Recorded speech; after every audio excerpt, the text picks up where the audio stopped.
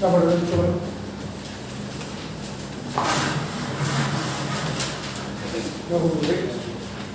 क्या पता कल हमने रिवाइज किया कर जाके? हाँ उन्हीं किया होगा ना जो कल आए होंगे, जो बेचारे कल आए ही नहीं होंगे, बेचारे किसी कारण से कैसे रिवाइज करेंगे ना बेटा, है ना? जो आए नहीं होंगे कैसे रिवाइज करेंगे, है ना? चल चले परेशान शुगर कौन है मुनाल? असल यार रोड भी माशाल्लाह खतरनाक हो रही है।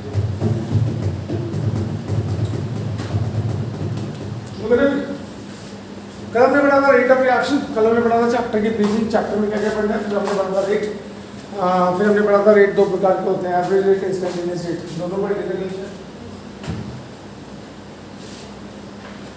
है ना? दोनों पढ़ लेते हैं। नोट लिखिए तुम्हें, नोट लिखिए फटाफट। Instantaneous rate of reaction, instantaneous rate of reaction represents the correct rate of reaction. Instantaneous rate of reaction represents the correct rate of reaction.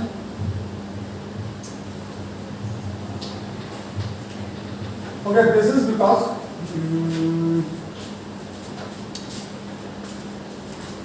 rate of reaction continuously decreases all the time. Rate of reaction continuously decreases all the time as the reaction proceeds, such that the rate of reaction continuously decreases all the time. As the reaction proceeds, such that the rate of reaction at one instant of time, such that the rate of reaction at one instant of time is different from that at any other instant of time. Is different from that at any other instant of time.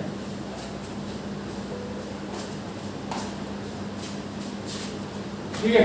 अब ये कहाँ लिखोगे आप? ये चीज आप कहाँ पे लिखोगे बच्चों? जहाँ पे ये आएगा लिखो, क्वेश्चन लिखो, why instantaneous rate is a better rate as compared to average rate. Why instantaneous rate is a better rate as compared to average rate? Why instantaneous rate of reaction is a better rate as compared to average rate?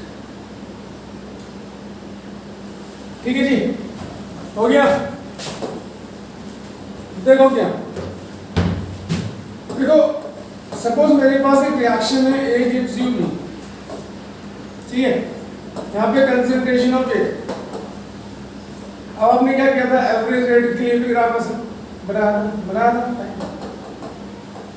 ना, और instantaneous rate के लिए भी अगर मैं reactance की terms में बात करूं, एवरेज और इंस्टेंटेनियस रेट,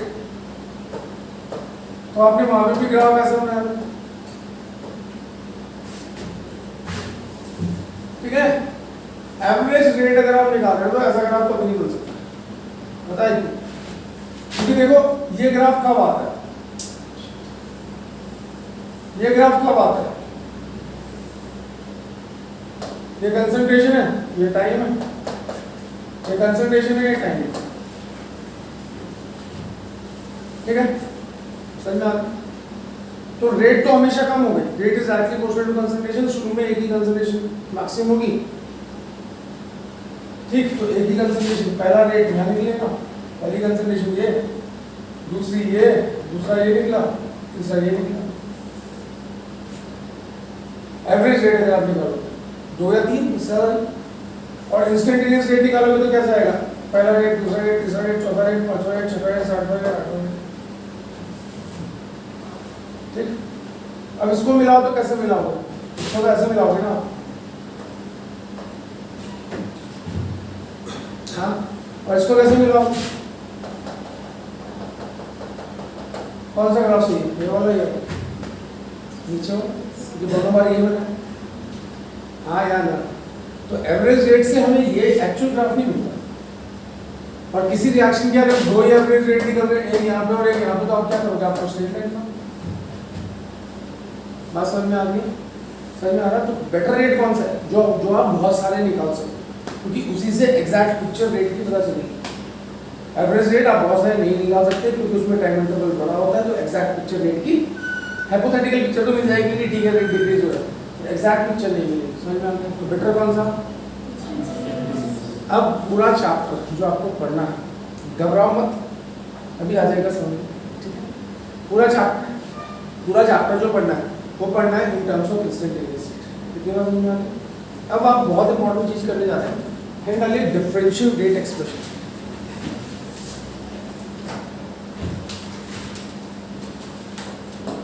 यहां से शुरू होता है हमारा चैप्टर, डिफरेंशियल रेट एक्सप्रेशन।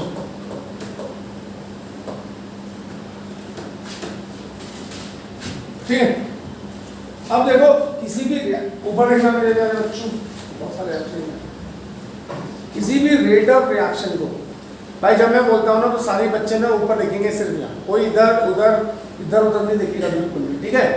अब चाहे बुरा मानो चाहे भला मानो, कंसंट्रेशन नहीं होनी चाहिए। हमने कितने रेट पढ़े बच्चों? एवरेज और अगर आपको कोई रिएक्शन गिवन है, ठीक है, और उसका बोला जाए कि इसका इंस्टेंटेनियस रेट लिखो इन terms of reactants and products, ठीक है, और वो रेट आप मतलब वो जो रेट है, जो इंस्टेंटेनियस रेट ऑफ रिएक्शन लिखोगे, उसी को जो कंप्लीट इक्वेशन बनेगी उसी को बोलेंगे डिफरेंशियल रेट एक्सप्रेशन। मतलब what is differential rate expression? एक लाइन लिखो, to write the rate of reaction in terms of instantaneous rate, खत्म। To write differential rate expression है क्या? To write the rate of reaction in terms of instantaneous rate. To write the rate of reaction in terms of instantaneous rate. To write the rate of reaction in terms of instantaneous rate. ठीक है? Now all of you put your pen down, ऊपर लिखेंगे। ठीक है, अब मैं बहुत सारे एग्जाम्पल आपको करा रहा हूँ और उससे आपको बहुत डिटेल में समझना है, क्योंकि ये ना रुलाने वाला है, ये बहुत सारे बच्चों को नहीं आता, फिर वो उसमें प्रॉब्लम होती है। मैंने बोला मेरे पास एक रिएक्शन है A plus B gives you C plus D। अब इसमें एक से ज्यादा रिएक्टेंट और एक से ज्यादा प्रोडक्ट, ठीक है? पहली बात, डिफरेंशियल रेट एक्सप्रेशन जो है, अभी तक हम क्या पढ़ रहे थे? अभी तक हम पढ़ रहे थे एक एक्सयूवी, कितने रिएक्टेंट थे? एक, कितने प्रोडक्ट थे? और यहाँ पे मैंने मोल्स भी कुछ नहीं लिखे, 1 मोल 2 मोल 3 मोल 4 मोल, ठीक है? अभी पहली इक्वेशन में मैं क्या कर रहा हूँ, मैं एक से ज्यादा रिएक्टेंट्स ले रहा हूँ, एक से ज्यादा प्रोडक्ट। पहला रूल, अगर एक से ज्यादा रिएक्टेंट या प्रोडक्ट है तो डिफरेंशियल रेट हर रिएक्टेंट के लिए या हर प्रोडक्ट के लिए अलग अलग लिखा जाता है, ठीक? तो मैं क्या लिखूंगा डिफरेंशियल रेट एक्सप्रेशन? तो डिफरेंशियल पहला लिखा उसके पूरा लिखूंगा DRENTIAL, differential rate expression is given as, क्या लिखूंगा? Rate is equal to minus D concentration of A by dt। चलो पहले मैं पूरा लिखता हूँ।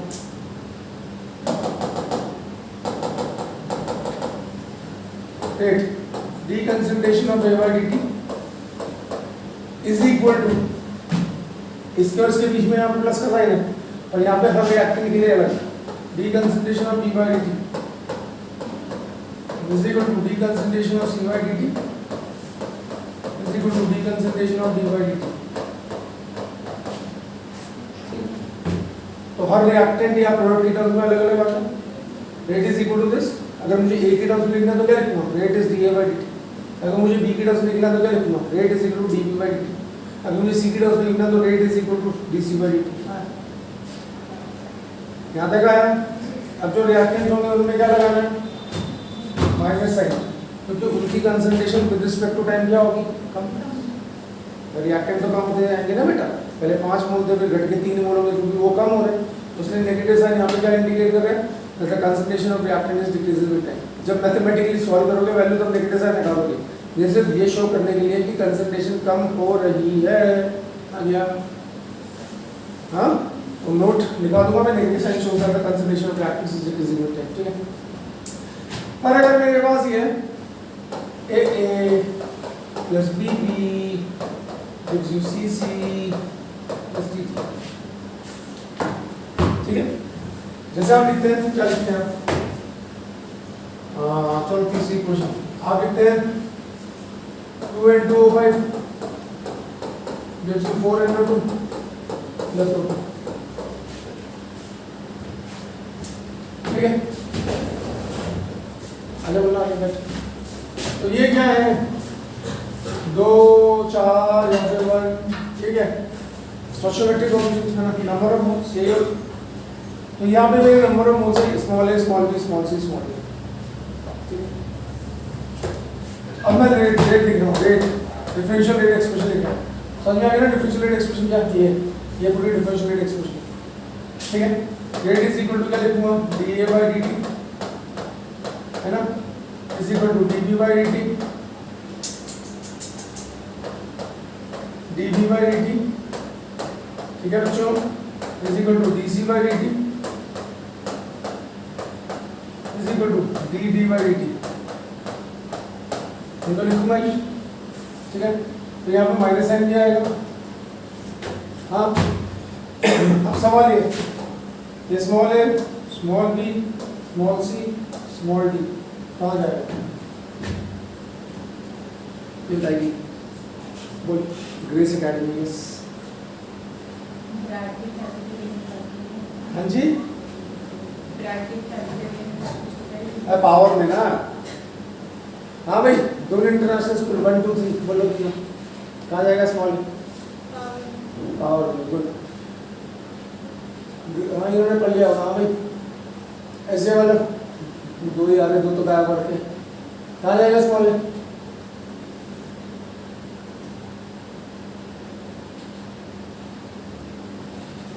तुम भी बोल लो भाई। BIS कहाँ जाएगा? Small a small b small c small d। ठीक है भाई, लगा दिया मेरे भाई, छुट्टी में आ कर चैप्टर स्टार्ट हो रहा। प्रॉब्लम लगती ना थोड़ी सी बेसिक्स में। पावर में जाएगा, बेसिक बात है। कहाँ जाएगा? कहाँ जाएगा? पावर में। शब्द लगाते हैं, वो लगाइए। क्या हुआ? एक बार हो सकता है मुझे खिलाना पड़ जाए। हाँ बोल दे बस, आप हाँ बोलो, मैं शुरू कर। सुनी थी तेरे साथ तो है मुझे हाँ बोले जाए ना बोले, तुमने बोल दिया पावर में। मेरा बर्गर खिलाने का मन कर रहा है भाई। ठीक है ना, पावर डन। चलो कल दोनों बर्गर लेके आना।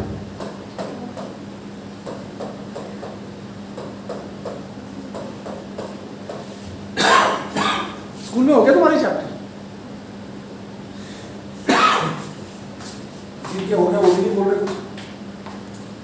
यो क्या हुआ? बना लेना, गड़बड़ हो गया तो फ्रैक्शन चला गया। सब एक्सपेक्ट कर रहे थे पावर में जाएगा, पावर में जाएगा, पावर में जाएगा, पावर में जाएगा, but instead of going to power तो फ्रैक्शन में आ गया। अब ये चीज है ना, तो मजाक नहीं कर रहा हूँ, सीरियसली बोल रहा हूँ।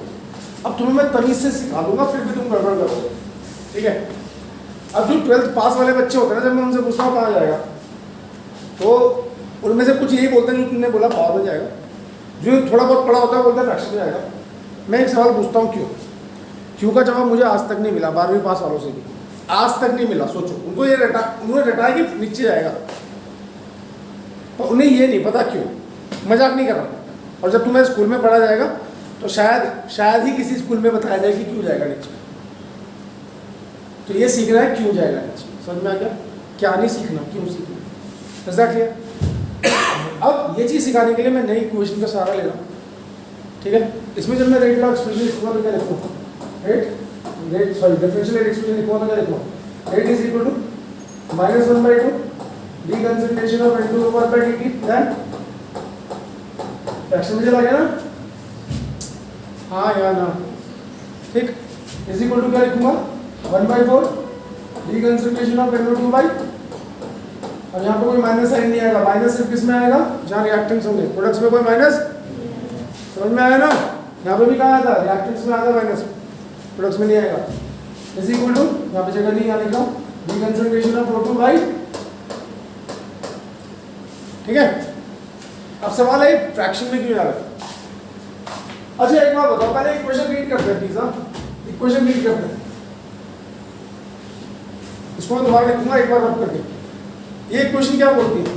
कितने मोल N2O5 के हैं? अरे यार ये बोला पूरी क्लास एक साथ। यहाँ पे कितने मोल N2O5 के हैं? तुम ये पता है क्या सोचते हो? दिख तो दो ही रहे, पर गड़बड़ होगी तो हो जाएगी तो मैं कुछ नहीं बोलूँगा। चलो आज से मैं बिल्कुल शरीफ बन गया, ठीक है, मैं कुछ नहीं बोलूँगा। ठीक, कितने मोल से बेटा यहाँ पे? अभी भी नहीं बोल रहे, पर कल से फिर डंडा रखना शुरू करूँगा तब बोलोगे फिर डर के मारे। मैं अपनी बेटी के साथ जैसे करते थे प्यार से, बोले बेटा छोटी सी वाली वो बेटा समझ में आया, तो पहले तो नखरे करेगी, जब मैं उठाता हूँ ये ऐसे करता हूँ तो सब पट पट पट बोलना शुरू कर देती। तो तुम्हारे साथ भी यही करना पड़ेगा। कितने मोल से यहाँ पे? यहाँ पे कितने? 4। यहाँ पे कितना है? 1। ठीक है, इतनी बात समझ में आ गई। अब अगर मैं लिखता हूँ rate is equal to D concentration of N2O5 by dt। ये मैंने रेट N2O, देखो सवाल सुनना ध्यान से, N2O5 के कितने मोल्स की टर्म्स में लिखा? 1 मोल या 2 मोल? अरे यार मैं बोला करना जो मैं, हम ऐसा हम अपने 10 सर को पेशा करके रखते थे, वो पूछने से पहले ही आंसर दे देते थे। और तुम एक ऐसे हो, तुम बोलते नहीं, 10 बार पूछो तब भी जान निकलती। गलत होगा तो क्या होगा? जहां सारा क्या होगा? एक तो पढ़ जाएंगे बस, और क्या होगा? कितने मोल है यहाँ पे? 1। अब ये गलती है, वहां पे 1 नहीं है, यहाँ पे 2 मोल है, बस यही एक लाइन है, बस तू समझो। When I am writing the differential rate expression, यहाँ पे मुझे दिख रहे हैं कितने मोल्स हैं? बोलो जोर से, कितने मोल्स हैं? 2 मोल्स हैं। बहुत आसान है, और इस 2 को मैं कहीं नहीं लिख रहा, कहीं नहीं लिखा मैंने सिर्फ लिखा कि N2O5 इसका मतलब जो यहाँ पे 2 मोल हैं वो इसके अंदर इंक्लूड हो गए। इतनी बात समझ में आ गई? ठीक, यहाँ पे कितने मोल हैं? जोर से, जो नहीं बोले हैं ना क्लास से बाहर कर दूंगा। कितने मोल हैं? बस सबकी शक्ल देखनी पड़ेगी। जब मैंने लिखा dN2/dt तो कितने मोल्स के टर्म्स में लिखा? 4। यहाँ पे 4 में मेंशन नहीं है। इतनी बात समझ में आ गई? हाँ, यहाँ पे O2 में कितने मोल हैं? 1। जब मैं लिखूंगा dO2/dt तो कितने मोल हैं? 1। यानी कि without mentioning the stoichiometric coefficient, मैंने simply when I am writing the differential rate expression not mentioning the stoichiometric coefficient, it means I'm writing the rate of reaction in terms of number of moles which are given in the balance chemical equation। समझो, जब मैं स्टोइचियोमेट्रिक coefficient नहीं लिखता और differential rate expression लिखने की कोशिश करता हूं तो मैं उतने ही मोल्स की टर्म्स में लिखता हूं जो कि बैलेंस केमिकल इक्वेशन में गिवन है। समझ में आ गया? इसके कितने मोल? 2। इसके कितने मोल? इसके कितने मोल? 1। अब इन तीनों की कंसंट्रेशन बराबर है, अलग अलग है। अबे 2 मोल हैं, कितने मोल है इसके? 4। इसके कितने? 5। अब जब कंसंट्रेशन अलग अलग है, अगर मैं इसको 2 से डिवाइड कर दूं तो कितने मोल हो गए? अभी भाई अगर कसम खा रखी नहीं सीखना नहीं जबरदस्ती तो मैं कुछ नहीं करता। कितने मोल्स हैं? 2। अगर मैं 2 से डिवाइड करूं तो कितने मोल आएंगे? 1। इसके कितने मोल हैं? अगर मैं 4 से डिवाइड करूं तो कितने मोल हो गए? 1। इसके कितने मोल हैं? अब तीनों के कंसंट्रेशन बराबर होगी, तभी मैं तीनों के बीच में इज इक्वल टू का साइन ले सकता हूं।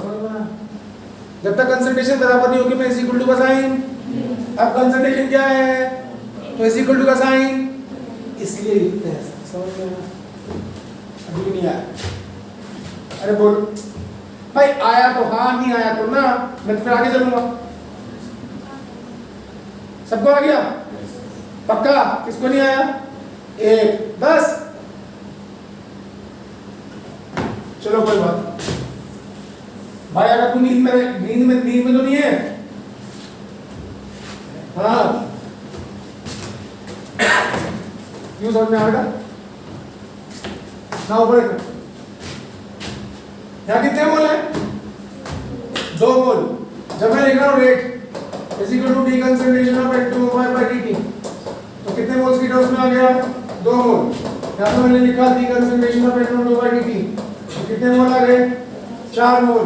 यहाँ पे कितने आ गए? डी कंसंट्रेशन ऑफ O2/dt तो कितने मोल आ गए? अभी बात खत्म नहीं हुई, अब इसके आगे और कहानी है। अब यहाँ पे 2 मोल है, इसके 4 मोल है और 1 मोल है। कहीं लिखा हुआ दिख रहा है 2 4 1 नहीं है, पर सबके बीच में क्या है, इक्वल टू का साइन है। तो जब सबकी कंसंट्रेशन अलग अलग है तो सबके रिस्पेक्ट में रेट एक जैसा कैसा हो सकता है? रेट कंसंट्रेशन में डिपेंड करता है ना, सबके रिस्पेक्ट में रेट बराबर कम होगा। जब सबकी कंसंट्रेशन क्या होगी, सेम होगी, तो सबकी कंसंट्रेशन को क्या करना पड़ेगा, सेम। अभी कितने मोल है इसके, 2, अभी 2 से डिवाइड करूँगा तो कितने मोल हुए, इसको इसके कितने मोल है, अगर 4 से डिवाइड करूँगा तो कितने मोल हुए, आया, इसका ऑलरेडी 1 मोल है। तीनों के कितने मोल हो गए, 1 मोल। तो सबके रिस्पेक्ट सबकी कंसंट्रेशन बराबर हो गई, तो सबके रिस्पेक्ट में रेट क्या आएगा, इसीलिए डिवाइड करते हैं। आया, हाँ या ना? अब जिसको अभी भी नहीं आया बेटा, अब ये चीज ना जब टीचर स्कूल में पढ़ाया तो जरूर पूछनी है। अगर वो नहीं बता रहा तो बताना तो बहुत अच्छी बात है, बताना चाहिए उसको। अरे नहीं बताना मैडम नीचे क्यों लिखा, फ्रैक्शन में पावर में क्यों नहीं, हम तो पावर में लिखेंगे, ठीक है? ये पूछना जरूरी है, अगर तुम्हें आता तो पूछना जरूरी है, जबरदस्ती करनी है ना कुछ ना कुछ, तो डर तक नहीं। हमारी तरफ सोचते तो हम तो ऐसे बना के रखते थे, सर बता दो प्लीज, जबरदस्ती कह रहे प्रैक्टिकल में मन होगा, कोई बात नहीं, वो तो मिल जाएगी, उसकी कोई टेंशन नहीं ना। इतनी बात समझ में आई, पक्का पक्का। अब अगर उसने क्या बोला, ये तो था to obtain a single rate of reaction, इसको अंग्रेजी में कैसे लिखेंगे, to obtain a single rate of reaction, ठीक है? The differential rate expression of individual reactants and products are divided by their corresponding stoichiometric coefficient so that we obtain a single concentration and then hence a single rate of reaction। समझ में आ गया बेटा? अब जिसको हिंदी में नहीं आएगा उसको अंग्रेजी में आ जाएगा, दोनों आती होंगे थोड़ी थोड़ी। इतनी बात समझ में आ गई? अब अगर उसने क्या पूछा, उसने रेट नहीं पूछा, ये क्या है, डिफरेंशियल रेट या रेट ऑफ रिएक्शन, ठीक है? आगे यही पढ़ना है, एवरेज नहीं पढ़ना, ठीक है? अब उसने अगर क्या बोला, उसने अगर आपसे इंडिविजुअल पूछा, रेट ऑफ, इसकी कंसंट्रेशन कम होगी क्योंकि ये रिएक्टेंट है ना। अगर उसने पूछा रेट ऑफ डिसअपीयरेंस,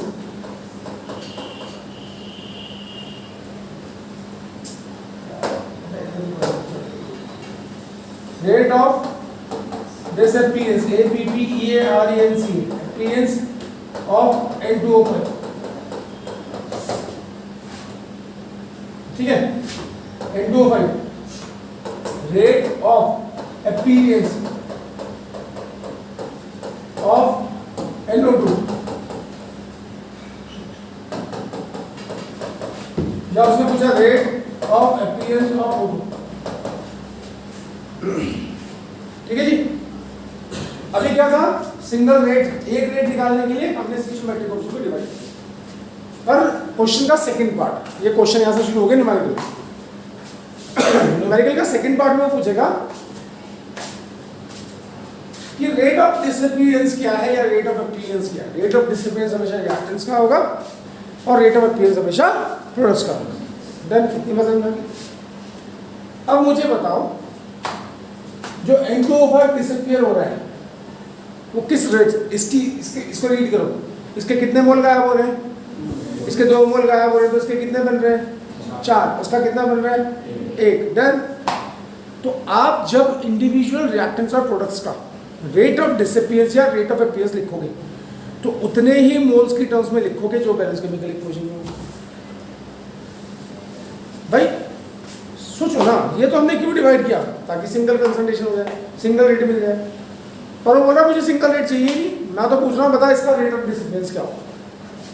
तो आप बोलोगे 2 मोल्स ऑफ N2O5, भाई वही तो बोलोगे जो रिएक्शन में होगा, जो रिएक्शन में दिखाई देगा वही तो बोलोगे, हाँ या ना। इसके कितने मोल गायब हो रहे हैं, जब इसके 2 मोल गायब हो रहे हैं तो इसके कितने बन रहे हैं, इसका कितना बन रहा है, 1।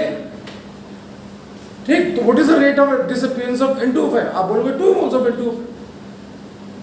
ठीक, तो क्या यहाँ पे लिखूंगा मैं dN2O5/dt, यहाँ पे क्या लिखूंगा dNO2/dt, और यहाँ पे क्या लिखूंगा dO2/dt। अब माइनस साइन लगाओ तो भी ठीक, क्योंकि मैथमेटिकल कैलकुलेशन करते समय सब हट जाएगा, माइनस मुझे सब कुछ नहीं आता। माइनस लगाओगे तो रेट क्या हो जाएगा, नेगेटिव। रेट कभी नेगेटिव हो सकता है, वो सिर्फ दिखाने के लिए कि कंसंट्रेशन कम हो। ना भी लिखो तो भी सही है, ना भी लिखो तो भी सही है, क्योंकि डिसअपीयरेंस का मतलब ही होता है कि कंसंट्रेशन कम हो। मेरी बात समझ में आ गई? अब बताओ क्या समझ में नहीं आया? तो अब क्या है, जब मैं इतना लिखता हूँ तो कितने मोल्स? 2 मोल। जब मैं ये लिखता हूँ तो कितने मोल्स? 4 मोल। यानी कि अगर समझ में अभी भी नहीं आया तो रट लो, जब इंडिविजुअल रिएक्टेंट्स का रेट ऑफ डिसअपियरेंस और रेट ऑफ अपीयरेंस निकालेंगे तो लीव द स्टिचियोमेट्रिक कोएफिशिएंट, उनका यूज नहीं करना है। पर जब आप पूरे रिएक्शन का सिंगल रेट ऑफ रिएक्शन निकालेंगे तो स्टिचियोमेट्रिक कोएफिशिएंट का यूज करना है। आगे बात समझ में? अब बताओ इससे आसान में क्या करूँ? मैंने सब कुछ आसान करके बता आया, बोला हाँ। अब इसके न्यूमेरिकल हो गए पेंडिंग, ये बनाओ पहले जल्दी जल्दी।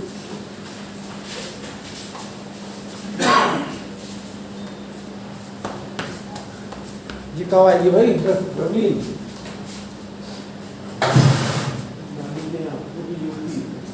यूपी में कौन सी जगह पता है? पूछ भाई उससे, कहाँ है तू? काम पूछ रही है, पढ़ाई लिखाई नहीं करनी और वो दूसरी कहाँ गई? इसका कुछ नहीं पता। हमें यहाँ हंसा रखा है, अपने आप तुम घूमते रहो। मैं तुम्हारे चक्कर में, मेरा 4 दिन का ट्रिप था ट्रैकिंग का, मस्त मौसम में, और मुझे जाके वो चिढ़ा रहे मेरे दोस्त, और भाई तुमने जो मिस किया वो, मतलब लाइफ टाइम अपॉर्चुनिटी मिस कर दी, ऐसे ऐसे बातें सुना रहे मुझे।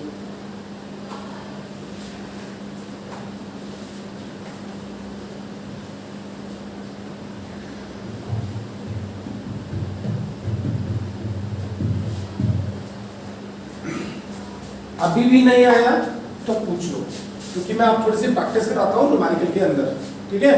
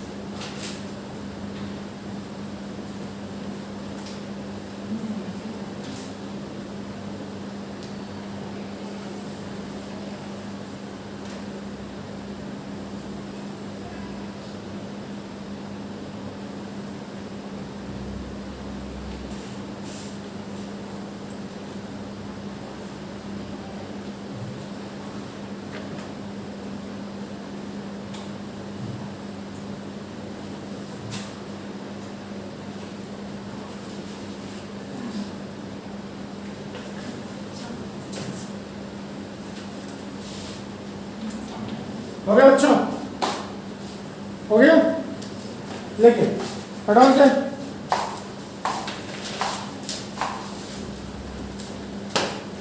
चलिए आगे करते हैं, ठीक है? अब मुझे क्वेश्चन कैसे दिया जाएगा इसमें? पहले सिंपल वेरिएशन करते हैं इसकी। फॉर द रिएक्शन, ठीक है, यहाँ देखना 2s3 gives you N2 plus 3s2, ठीक है? ये मुझे क्वेश्चन की मदद, ठीक है? F 2 into 10 raised to power minus 4 mole of N2 appear after 10 seconds. Calculate A what? Rate of reaction B part rate of disappearance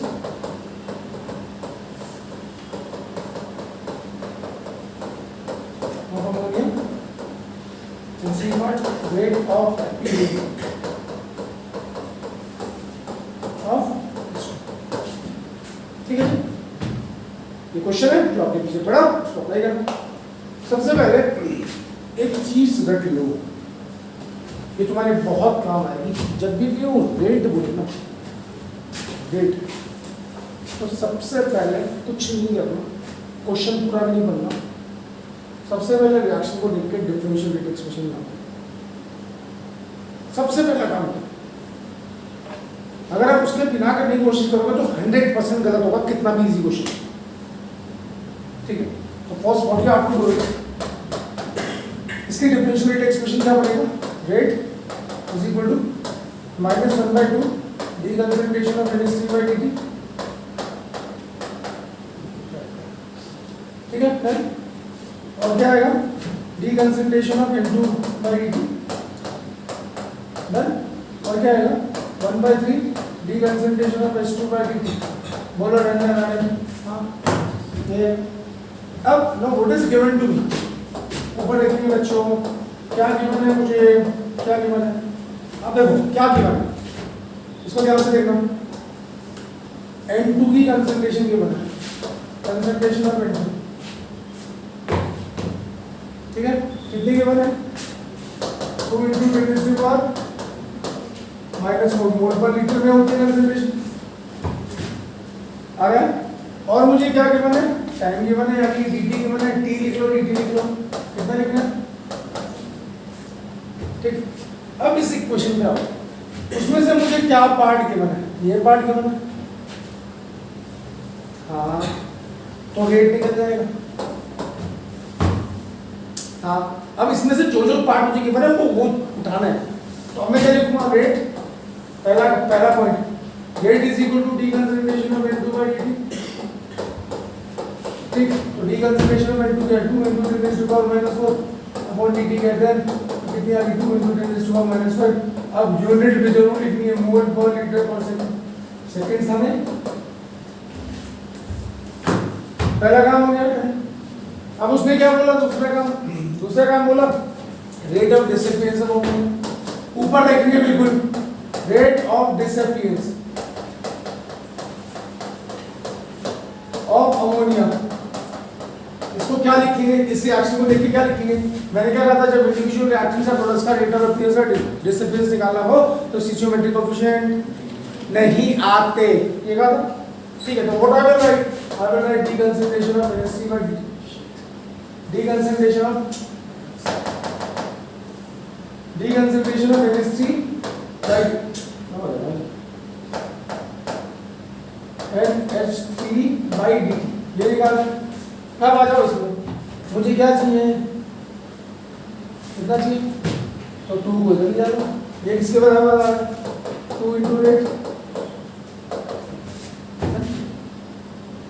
हाँ ये तो कहा था, अरे यार अभी तो सिखाया था, जब इंडिविजुअल रिएक्टेंट्स और प्रोडक्ट्स का रेट ऑफ डिसअपियरेंस या अपीयरेंस निकालते तो स्टोइकियोमेट्रिक कोएफिशिएंट नहीं आते, ठीक। तो मुझे क्या चाहिए, rate of disappearance of ammonia चाहिए, यानी कि इतनी चीज चाहिए। और मैंने अभी तक क्या निकाला है, मैंने क्या निकाला है, मेरे पास क्या है वो तो देखना है, रेट है मेरे पास, हाँ यार ठीक है। तो इसको हटाना है यहाँ से, तो इसको इधर ले आओ, तो क्या हो गया, 2 × रेट, रेट कितना है, 2 × रेट की वैल्यू हमने निकाली, कितना हो गया, 4 × 10⁻⁵ मोल पर लीटर पर सेकंड, बोलो आया, सबको आया। और अगर मैं इससे तीसरा पॉइंट बोलूं, रेट ऑफ अपीयरेंस ऑफ क्या है, H2, तो क्या लिखेंगे, DH2 बाई क्या लिखेंगे, 3 को उठा के धर लिया, डन। तो क्या लिखूंगा, 3 × 2 × 2 × 10⁻⁵ मोल पर लीटर पर सेकंड। अब बताओ किसको समझ में आया, तरीका इसका एक ही टाइप बनता है, ये वाला, बस इसमें और कोई टाइप नहीं बनता। हाँ, अब वो इसको घुमा सकता है उल्टा सीधा और कुछ नहीं कर सकता। टाइप यही है। आ गया पहला टाइप समझ में? देन तो नोट करो, फिर आगे चलते हैं। कल सेट मिल जाएगा आपको पूरे चैप्टर का, जो मेन सेट होता है हमारा, पूरे चैप्टर का सेट हो मिल जाएगा, साथ साथ लाइनें करेंगे।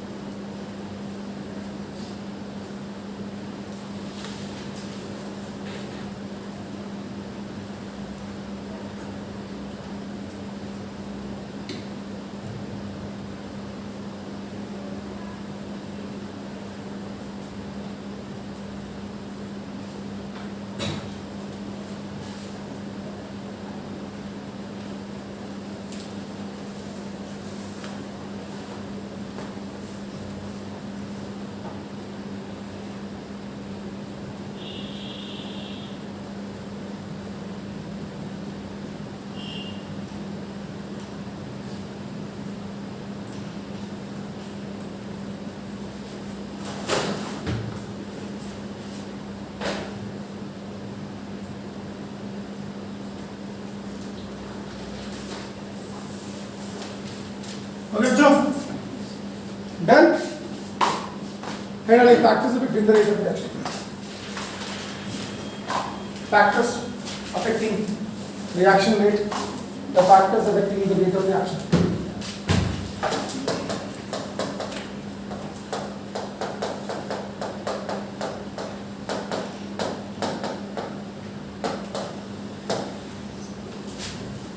Okay, done.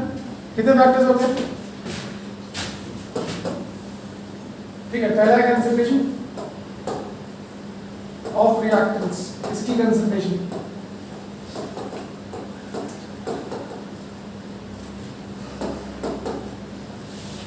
ठीक है। दूसरा हमें पढ़ना है टेम्परेचर,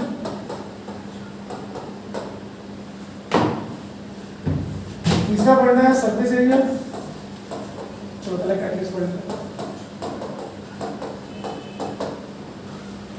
चौथा पढ़ना है surface area of solid reactant. ये सिर्फ सॉलिड रिएक्टेंट्स के केस में आएगा, जैसे चीनी होगी और सॉलिड रिएक्टेंट्स, नमक हो गया, ठीक है। पांचवा स्टेबिलिटी ऑफ रिएक्टेंट्स,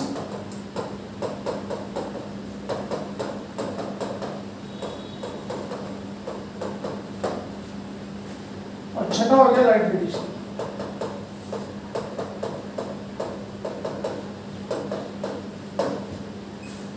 इनको बिल्कुल शॉर्ट में पढ़ना है, ठीक, बिल्कुल शॉर्ट। ठीक, तो कितने फैक्टर हैं ये याद रखना, कितने कितने फैक्टर, इसके बिना काम नहीं चलेगा। कितने फैक्टर हैं रेट ऑफ रिएक्शन करते हैं? हाँ, ठीक। कंसंट्रेशन ज्यादा, देखो क्या होता है समझना। केमिकल काइनेटिक्स में ना, क्योंकि हम रिएक्शन के बारे में पढ़ते हैं, क्योंकि हम रिएक्शन के बारे में पढ़ते हैं, मैकेनिज्म के बारे में पढ़ते हैं, पाथ के बारे में पढ़ते हैं, कैसे रिएक्शन हुआ उसके बारे में पढ़ते हैं। तो केमिकल काइनेटिक्स में ना 3 थ्योरीज है, 3 थ्योरीज बस, मास्टर्स तक, एमएससी तक। पहली है कोलिजन थ्योरी, ठीक है, आर्हीनियस ने दी थी, ARRHENIUS। दूसरी है एक्टिवेटेड कॉम्प्लेक्स थ्योरी, ठीक, और तीसरी है Lindeman theory of reaction rates. 3 theories है काइनेटिक्स में बस, जहां तक मुझे पता है, जहां तक मैंने पढ़ी है काइनेटिक्स, ठीक। तो पहली है कोलिजन थ्योरी, दूसरी एक्टिवेटेड कॉम्प्लेक्स थ्योरी और तीसरी है Lindeman theory of reaction rates, ठीक। अब जितनी भी थ्योरीज है ये सब बोलते हैं रिएक्टेंट्स मस्ट, रिएक्टेंट्स ना, जो भी रिएक्टेंट्स हैं A+B C+D, जो आपस में टकराएंगे, क्या करेंगे? टकराएंगे। टकराने को क्या बोलते हैं? कोलिजन, अंग्रेजी में कोलिजन बोलते हैं। तो कोलिजन जितने ज़्यादा होंगे ना, क्या बोला? कोलिजन जितने ज़्यादा होंगे, the more the number of collisions more will be the rate of reaction. तो कोलिजन ज़्यादा कब होंगे? जब कंसंट्रेशन ज़्यादा होगा, कॉमन सी बात है भाई। ज़्यादा रिएक्टेंट्स होंगे तो टकराओगे, हाँ या ना, ठीक है। संडे मार्केट में घुस जाओगे दिन संडे को, ठीक है, ठीक। तो क्या होगा? भीड़ होती, इतनी सारी भीड़ होती, तो क्या होगा? टकराओ। या गांधी पार्क में सुबह सुबह घूम लो, तो गांधी पार्क में 4 बजे तो कुछ नहीं होता, खाली होता है, और 7 बजे तो बस, आजकल बच्चों को भी छुट्टी है, माँ बाप भी सारे बच्चों को लेकर वहीं पहुँच गए। जब क्या होगा? कोई ज़्यादा नंबर ऑफ मॉलिक्यूल्स होंगे, ज़्यादा टकराओ। एक बार हम पंगे हो गए थे, एक ने गलती से चलते चलते हाथ लग गया होगा, हाथ लग गया होगा, भगवान जाने क्या लगा होगा, वो भिड़ गया आपस में, एक लेडीज और एक जेंट्स, ठीक। इतनी बात समझ में आ गई। तो हमने क्या बोला? पहला रूल है, पहला नियम क्या है? कंसंट्रेशन ऑफ रिएक्टेंट्स, कंसंट्रेशन ज़्यादा तो नंबर ऑफ मॉलिक्यूल ज़्यादा, तो कोलिजन ज़्यादा, तो कोलिजन ज़्यादा तो ज़्यादा चांसेस हैं प्रोडक्ट्स बनने के, ठीक। तो कंसंट्रेशन ज़्यादा, बस सिंपल है। मैं इसको बहुत डिटेल, मैं चाहूँ तो कंसंट्रेशन में भी लगा दूँ 1.5 दिन, बेसिक सिखाने में फ़ायदा नहीं है, no use, no use, not, कोई यूज़ ही नहीं है तुम्हारे लिए। तो concentration directly proportional to number of collision per second. अभी अजीब सा लग रहा होगा, बाद में बहुत डिटेल में पढ़नी है। SiONs कोलिजन्स पर सेकंड, ऐसे ऐसे लिखते हैं पर सेकंड, और पूरा लिखते हैं पर यूनिट वॉल्यूम, ऐसा लिखते हैं। ये पूरा सिखाऊंगा बाद में, इसका मैथमेटिकल क्या है वो सिखाऊंगा। कितने collision per second per unit volume में होगा, दैट डिपेंड्स अपॉन कंसंट्रेशन, ठीक है। And therefore directly proportional to किसका होगा? Rate of reaction. तो ये समझ में आ गया कितने कोलिजन 1 सेकंड में हो रहे हैं, ठीक है, but that depends upon concentration, ठीक है। टेम्परेचर ज़्यादा तो काइनेटिक एनर्जी ज़्यादा, और काइनेटिक एनर्जी ज़्यादा तो रेट ज़्यादा, बस इतना आ रहा है। टेम्परेचर ज़्यादा तो क्या ज़्यादा? रेट ज़्यादा, ठीक। कैटलिस्ट दोनों तरह के होते हैं, ठीक है, पॉजिटिव भी नेगेटिव भी। काइनेटिक्स में हमेशा पॉजिटिव कैटलिस्ट पढ़ना है, नेगेटिव कैटलिस्ट बिल्कुल नहीं पढ़ना है। नेगेटिव कैटलिस्ट पढ़ेंगे, कहाँ पढ़ेंगे? ऑर्गेनिक में पढ़ेंगे, कहाँ पढ़ेंगे? डी ब्लॉक में पढ़ेंगे, पर काइनेटिक्स में बिल्कुल नहीं पढ़ेंगे, ठीक है। तो कैटलिस्ट भी हमारे लिए क्या है? Directly proportional to rate. Surface से क्या ज़्यादा तो रेट ऑफ रिएक्शन ज़्यादा है कम।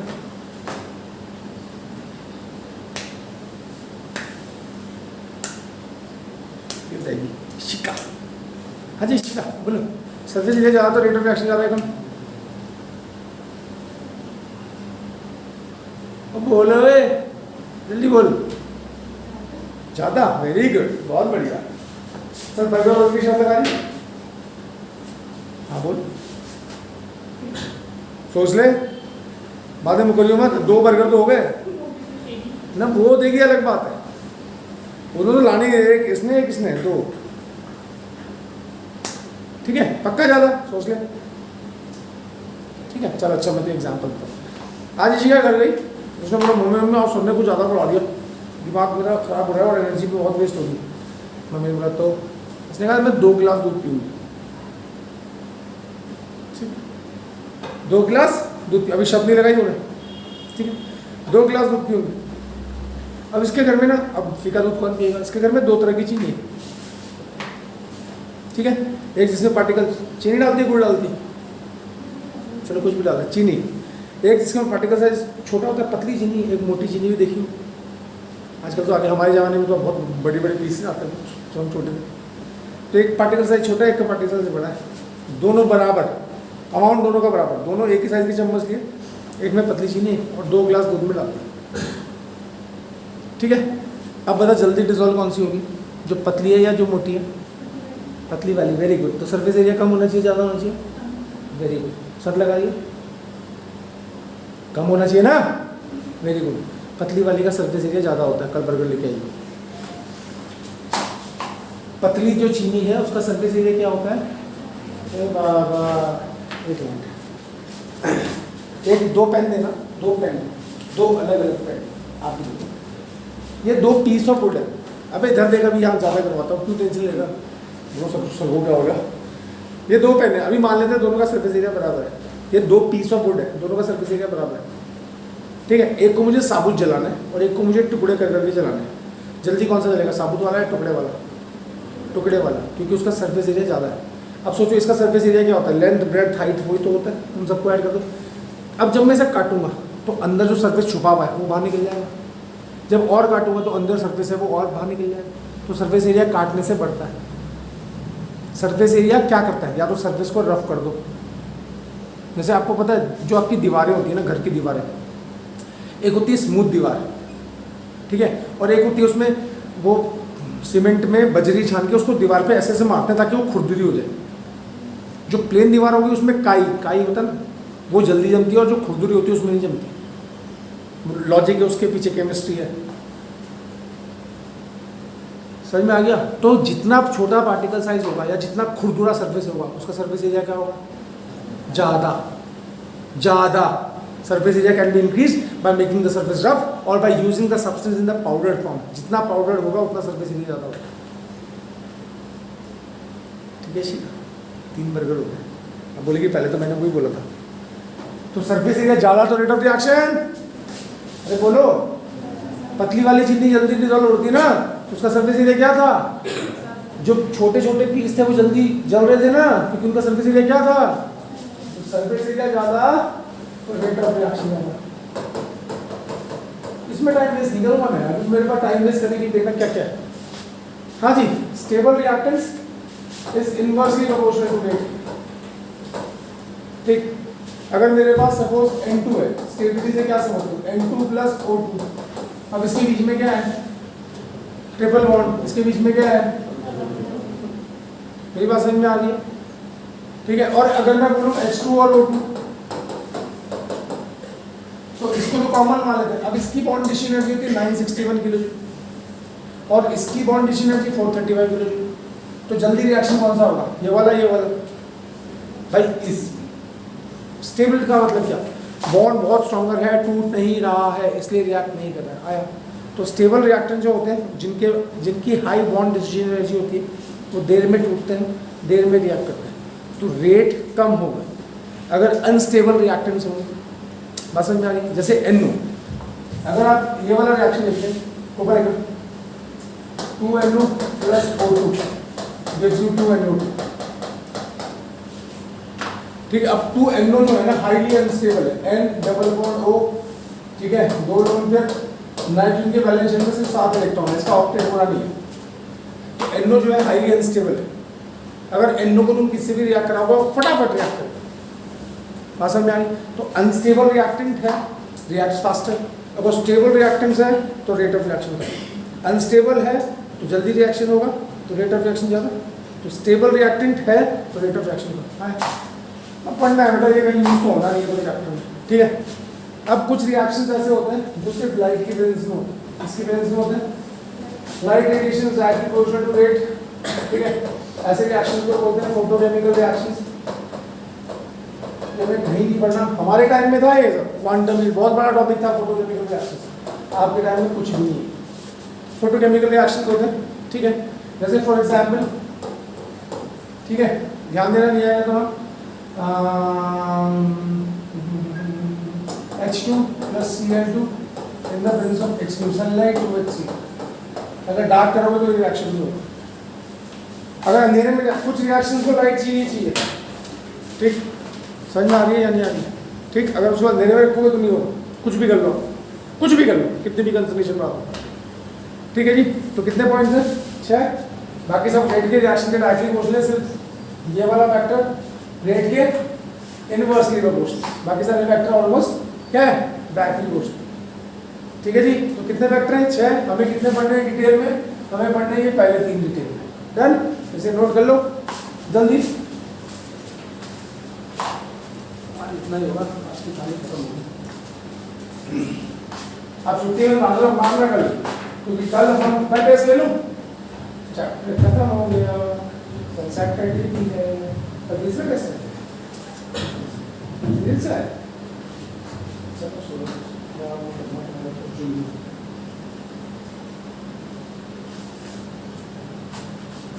अब अगर तुम कल फिजिक्स के टेस्ट में नहीं आए ना, फिर सोच लेना, ठीक है? आना है मतलब आना है।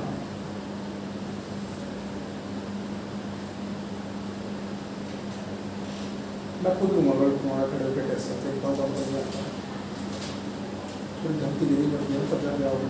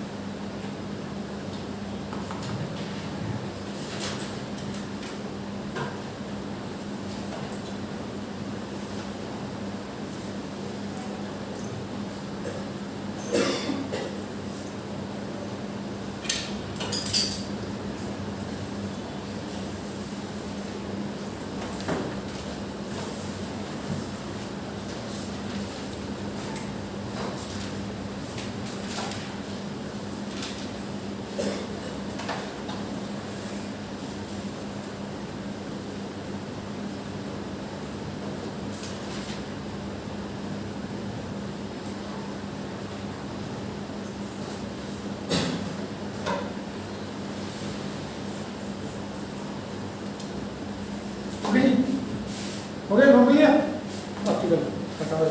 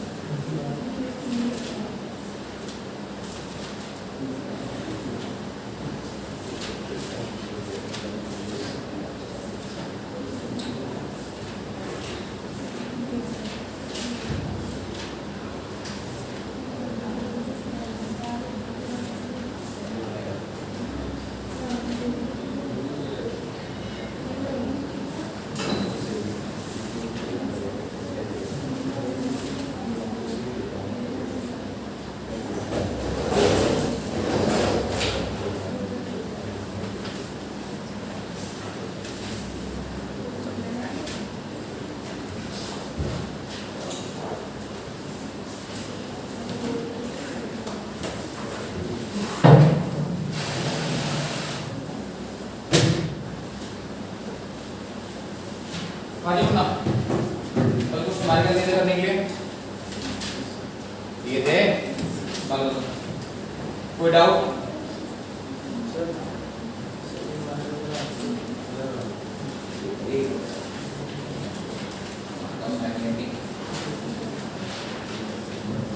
हाँ सेकंड वाला कौन सा? बाइसेवर्ट का किसका? Magnetic field due to circular coil. क्या आंसर है आपका? +3 आ रहा है। +3 कैसा है बेटा? +3 बहुत बड़ी मैग्नेटिक फील्ड है भाई। -3 आ रहा है। वो हम चेक कर लेते हैं। फॉर्मूला क्या लगाया हमने? Mu naught n I by 2 R। ये है ना आपका? ठीक है, ये कटा 2 पाई। अब ये हुआ 10 की पावर ऊपर गया 1 2 3 10 की पावर -4। सही तो आ रहा है यार, -4 सही तो आ रहा है भाई, -4। और बोलो, और किसी को कुछ नहीं आया? आंसर नहीं आया? छठा और तीसरा कौन सा? इसी के नीचे वाला। अच्छा क्या दिक्कत है इसमें?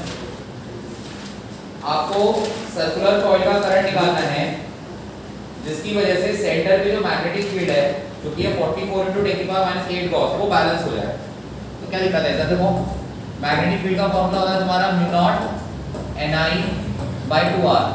B की वैल्यू आपको दे रखी है 44 × 10⁻⁸। देखो गॉस है, 1 गॉस = 10⁻⁴ टेस्ला होता है।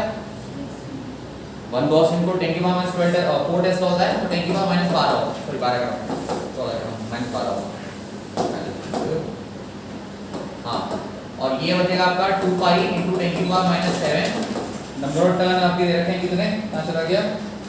700 नंबर टर्न 700 दे रखे हैं। करंट आपको निकालना है I और रेडियस कितनी है? 0.5। ये मल्टीप्लाई करके कितना हो जाएगा? 1 हो जाएगा। 2 से चला गया बेटा ये 22, तो 22 × 10⁻⁻12 और पाई की वैल्यू कितनी रहेगी? 22/7 × 700 × 10⁻⁷ × I। ठीक है, 7 से कटा गया बेटा 100 बार, 22 से 22 चला गया, तो ये हो गया 10⁻⁻12। ये करेगा बेटा 10⁻⁻5। सॉल्व करेंगे आगे से। तो बहुत ध्यान से समझ नहीं आएगा ये।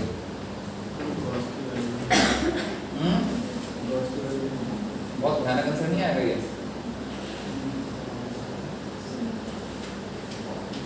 नहीं ठीक है। हाँ क्या करें मेरे भाई, बताओ।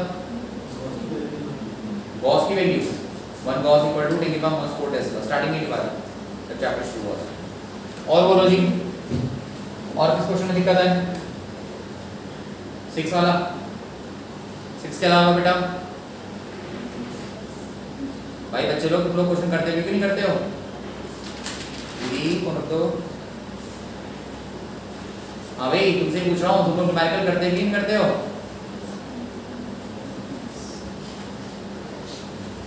यस बोला, नो बोला, कुछ समझ नहीं आया। हाँ बेटा छठे में क्या दिक्कत है बता?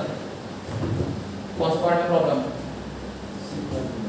हाँ सी वाला पार्ट है। वो would your answer be different if the wire were bent into a semicircular arc of the same radius but in opposite direction? नहीं, आंसर वही आएगा, पर मैग्नेटिक फील्ड की डायरेक्शन अपोजिट हो जाएगी। कैसे इधर देख, जैसे पहले में ऐसा सेमी सर्कल है और इसमें करंट ऐसा है, अब उसने कहा सेमी सर्कल को उल्टा कर दिया, यूं कर दिया, तो क्या फर्क पड़ेगा? जस्ट डायरेक्शन का फर्क पड़ेगा। देखो कैसे, राइट हैंड थंब रूल याद है? उंगलियां अगर करंट की डायरेक्शन में है तो thumb will give you the direction of magnetic field. क्या मेरी फिंगर सही डायरेक्शन में? पहले बता। नहीं, अब मेरी फिंगर सही डायरेक्शन में है, थंब कहां जा रहा है? इनवर्ड। तो यहां पे होगी क्रॉस वाली मैग्नेटिक फील्ड, याद है ना, डॉट और क्रॉस, यहां पे होगी क्रॉस वाली मैग्नेटिक फील्ड। अब बता मुन्ना, क्या अब भी मेरी फिंगर सही डायरेक्शन में है? नहीं, और अब सेम डायरेक्शन में है, तो अंगूठा कहां गया? आउटवर्ड। तो उतनी ही मैग्नेटिक फील्ड होगी लेकिन आउटवर्ड होगी। यहाँ पे वही मैग्नेटिक फील्ड होगी, बस इनवर्ड होगी। तो जब आप सेमी सर्कल को उल्टा कर दोगे तो बस मैग्नेटिक फील्ड की डायरेक्शन बदलेगी, मैग्नेटिक फील्ड के मैग्नीट्यूड पे फर्क नहीं पड़ेगा। हाँ जी और कोई एक कहाँ तक दिए थे वैसे तुम्हें क्वेश्चन 6 तक दिए थे। 7th वाला क्या था, करने को दिया था या तुमने करा था, अपने आप करा था? तो मैंने ही कराया था। चलो ठीक है, एडवांस लेवल का कौन सा था? एडवांस में कोई नहीं दिया। चलो एडवांस का पहले ये 2 क्वेश्चन मैं कराऊंगा अपने आप, उसके बाद फिर होमवर्क दूंगा। चलो जी आ जाओ। एडवांस का क्वेश्चन नंबर 1 एक बार आप पढ़ेंगे सारे लोग ध्यान से। एडवांस का क्वेश्चन नंबर 1 एक बार सारे लोग ध्यान से पढ़ेंगे।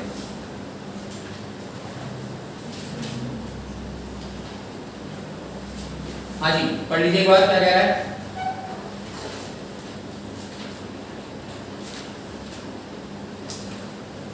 आपके पास क्या गिवन है, एक वायर जिसमें स्टेडी करंट का मतलब क्या है? स्टेडी करंट मतलब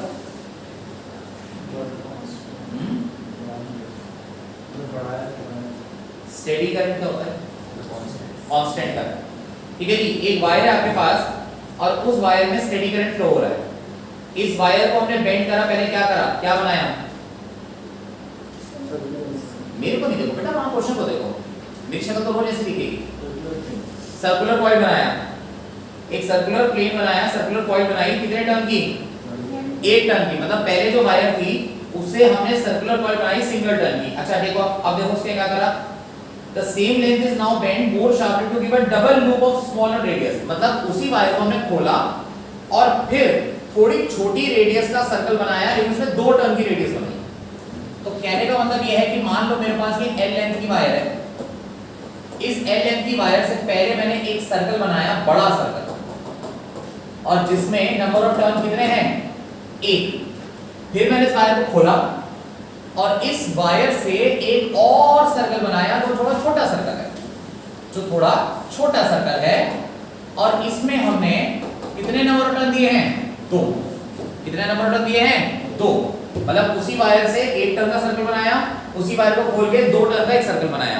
अब ज्यादा वायर ज्यादा टर्न देंगे तो ऑब्वियसली बात है सर्कल तो छोटा हो जाएगा, है ना, और शार्पली बेंड करेंगे। तो आपसे उसने क्या पूछा है, क्वेश्चन देखो क्या पूछा उसने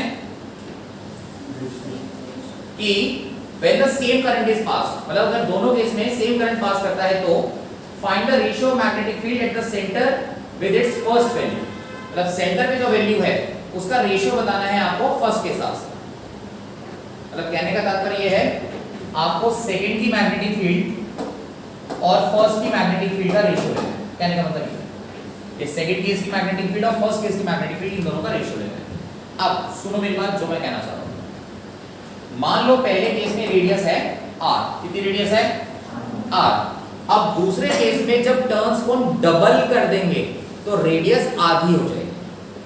समझ रहे हो मेरी बात कि नहीं समझ रहे हो? पहले बताओ, समझ में आया? अगर मैं सर्कल को और छोटा करके बांधूंगा, डबल टर्न में बांधूंगा तो रेडियस आधी हो जाएगी। पहले तो ये लाइन समझ में आई या नहीं? अगर नहीं आई तो मैं ढंग से और तरीके से एक्सप्लेन करूंगा। नहीं आई तो ना बोलना, हाथ ऊपर रख लेना, ना बोलना। L लेंथ की वायर है, पहले आपने उसे सिंगल टर्न का सर्कल बनाया। सिंगल टर्न का जो सर्कल होगा उसका सर्कमफ्रेंस कितना होगा? 2πr। फिर उसी लेंथ से आपने क्या करा, डबल टर्न का सर्कल बनाया। अब जो डबल टर्न का सर्कल होगा उसका सर्कमफ्रेंस कितना होगा? 2 × 2πr2। भाई रेडियस तो अलग-अलग होगी ना, क्या कैंसिल हुआ? 2π r1 बराबर 2r2 और r2 बराबर कितना? r1/2। सेकंड केस की रेडियस फर्स्ट की r2 होगी। अब आया समझ में? तो जितने टर्न आप बढ़ाते जाओगे, सिंगल टर्न था तो रेडियस r थी, उसी को खोला 2 टर्न का कर दिया रेडियस r/2, उसी को खोला 3 टर्न का कर दिया रेडियस r/3, उसी को खोला 4 टर्न का कर दिया रेडियस r/4। समझ लो, जैसे जैसे टर्न्स बढ़ाते जाओगे वैसे वैसे रेडियस भी कम होती जाएगी। तो पहले रेडियस अगर r है तो दूसरे में रेडियस कितनी होगी जल्दी बताओ? r/2। चलो दोनों केस में मैग्नेटिक फील्ड निकालते हैं। देखो फर्स्ट में मैग्नेटिक फील्ड का फॉर्मूला बेटा म्यू नॉट n1 I/2r1। कितने नंबर ऑफ टर्न है? 1। करंट कितना? I। रेडियस कितनी? r। कितना आंसर आया? Mu naught I/2r। बोलो हां या ना?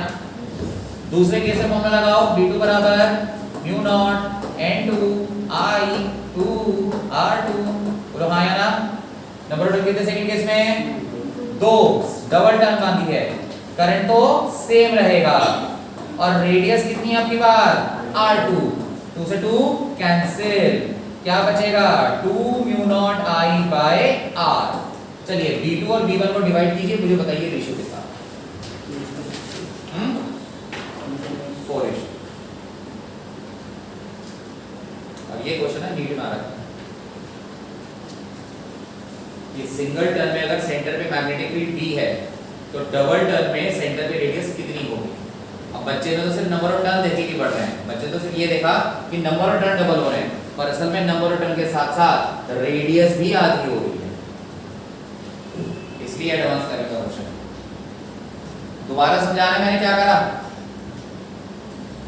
दोबारा समझाना बेटा पक्का।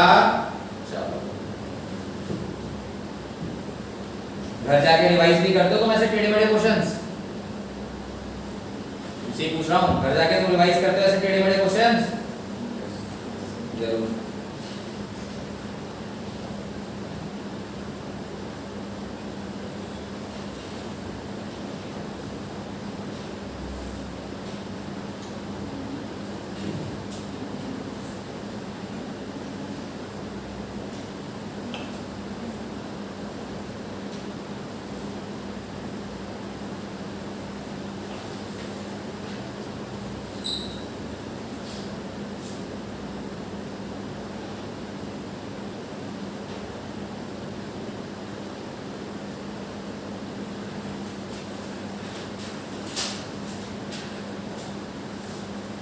हो गया भाई, अरे हो गया मुन्ना। चलिए इसके बाद कौन सा क्वेश्चन करेंगे हम।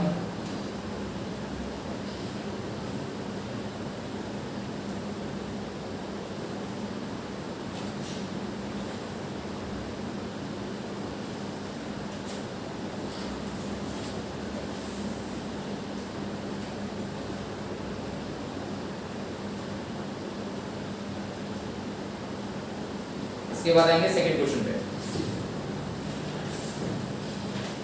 चलिए पढ़ लीजिए सेकंड क्वेश्चन एक बार अपने आप, सेकंड क्वेश्चन एक बार पढ़ लीजिए। बालिक के पेपर नहीं है आपके पास मिलान, फोटो ले लो। हाँ जी सेकंड क्वेश्चन। ओ एनसीईआरटी क्वेश्चन है बेटा, एनसीईआरटी क्वेश्चन नहीं छोड़ेंगे।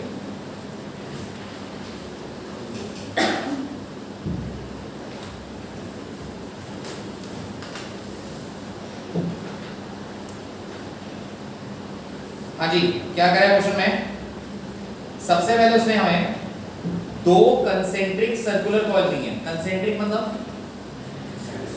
जिनके सेंटर सेम होते हैं। एक सर्कुलर कॉइल है X, दूसरी सर्कुलर कॉइल है Y। X वाले की रेडियस कितनी है 16 सेंटीमीटर, Y वाले की रेडियस कितनी है 10 centimetre. Respectively lie in the same vertical plane containing north to south direction. मतलब ये दोनों की दोनों जो कॉइल्स हमारे पास ये उसी वर्टिकल प्लेन में है जिसमें नॉर्थ साउथ डायरेक्शन है। चलो आगे देखते हैं, बात करते हैं, है ना। Coil X has 20 turn, X वाली कॉइल में 20 टर्न है और करंट 16 एम्पीयर है। Y वाली कॉइल में 25 टर्न है और 18 एम्पीयर का करंट है। अब X में जो करंट है वो एंटी क्लॉकवाइज है और Y का जो करंट है वो क्लॉकवाइज है। अब for an observer looking at the coil facing west, मतलब अगर कोई बंदा इन कॉइल्स को देख रहा है और वो भी वेस्ट की तरफ फेस करते हैं, वेस्ट की तरफ देखते हुए, give the magnitude and direction of the net magnetic field due to coil at their centre. ठीक है, बड़ा क्वेश्चन है तो एक बार मैं डायग्राम समझा दूं।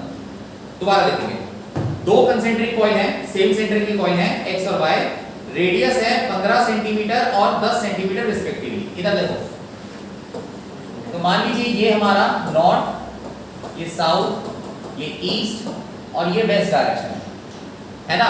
और ये एक वर्टिकल प्लेन है, ये ऐसा वर्टिकल प्लेन है। इस वर्टिकल प्लेन में नॉर्थ साउथ डायरेक्शंस हैं, मतलब ये वर्टिकल प्लेन ऐसा बनेगा, ध्यान रखना।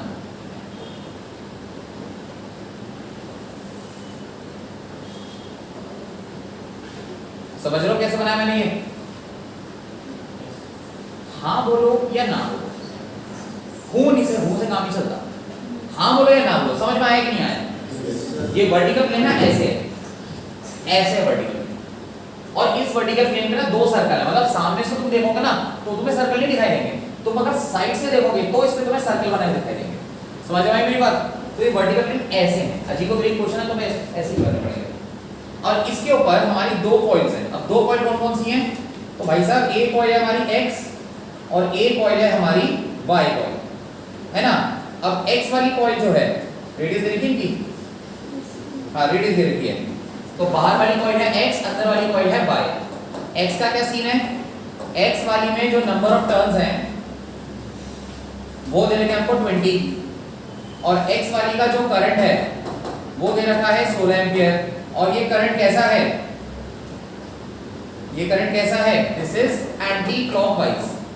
जबकि y में देखो, y में नंबर ऑफ टर्न दे रखे हैं 25। पढ़ते जाना, ये लिखा है कि कुछ अलग लिखा है, तो ये पढ़ते जाना। y का करंट बताओ कितना है? 18 एम्पियर, 18 एम्पियर, 18 एम्पियर करंट है, और किस डायरेक्शन में है? क्लॉकवाइज। लेकिन ये जो करंट की डायरेक्शन है ये किस बंदे के लिए है? ये उस बंदे के लिए है जिसका मुंह जो है वेस्ट की तरफ है। तो ये आदमी पता है कहां खड़ा है? ये आदमी यहां खड़ा है, ये आदमी की नजर ऐसी है टुवर्ड वेस्ट। अब ये तो नहीं बोलेगा कि नहीं सर पहले तो ईस्ट दिख रहा है बाद में वेस्ट दिख रहा है, ये तो नहीं बोलेगा कि भाई वेस्ट इधर है, पीछे उसकी पीठ के पीछे ईस्ट है। मान लो मैं बताऊं मेरे को सामने वेस्ट दिख रहा है, मेरे पीठ के पीछे ईस्ट है, तो इस आदमी के लिए x का जो करंट है वो कैसा है? Anti clockwise. और y का करंट कैसा है? क्लॉकवाइज। तो आपको बताना है क्या कि सेंटर पे जो इसकी मैग्नेटिक फील्ड होगी वो कितनी है। फ्रैंकली स्पीकिंग क्वेश्चन बहुत आसान है, लेकिन उन्होंने ये आलतू फालतू की नॉलेज देके ना क्वेश्चन को कॉम्प्लिकेट बनाने की कोशिश करी है। पर हम भी चतुर हैं, हम भी क्वेश्चन से काम की चीज निकालेंगे। क्या तुम सेंटर पे दोनों की मैग्नेटिक फील्ड निकाल सकते हो? निकाल सकते हो? चलो निकालते हैं। हम अपने काम की बात करेंगे ना, मैं क्यों ड्रामे करूं कि वो बंदा कहां खड़ा है कहां नहीं खड़ा है, किसको देखा है किसको देखा, अबे किसी को भी देखा मुझे क्या मतलब है, मैं अपने काम की बात निकालूंगा। तो 4 बाई 10⁻⁻7 x के नंबर ऑफ टर्न कितने? 20, x का करंट कितना? 16, x की रेडियस कितनी? पेपर रेडियस बताना, 16 16 सेंटीमीटर, 16 × 10⁻²। क्या तुम कैलकुलेट करके आंसर निकाल सकते हो? पॉजिटिव है ना। y की magnetic field mu naught n by I by 2 r by 4 by 10⁻⁷ number of y के कितने? 25, y का करंट कितना? 18, रेडियस y की रेडियस कितनी है? 10 सेंटीमीटर। चलिए आप सिर्फ मेरे को ये दोनों कैलकुलेशन करके बता दीजिए क्या क्या आंसर आता है, बस सिर्फ ये बताओ, और एक बार में समझ लेगा, देखो बहुत मजा आएगा। ये डायग्राम जो था ना, वो डायग्राम की नॉलेज दे रही थी, सिर्फ जस्ट कंफ्यूज करने के लिए। सिर्फ एक चीज यूज करनी है, बस मैग्नेटिक फील्ड निकाल कर माइनस करनी है बस, क्योंकि करंट एक दूसरे के अपोजिट डायरेक्शन में है, तो मैग्नेटिक फील्ड अपोजिट डायरेक्शन में है, तो मैग्नेटिक फील्ड माइनस होगी, तो बस दोनों की मैग्नेटिक फील्ड माइनस करनी है, निकाल के बस इतना सा काम आपको करना है। और देखो इसमें क्या क्या ड्रामा से डाल देगी, नॉर्थ डायरेक्शन, वेस्ट डायरेक्शन, ये डायरेक्शन। चलिए थोड़ा समय लगेगा आपको, 4 से 5 मिनट का समय दिया मैंने आपको, सॉल्व करें करिए।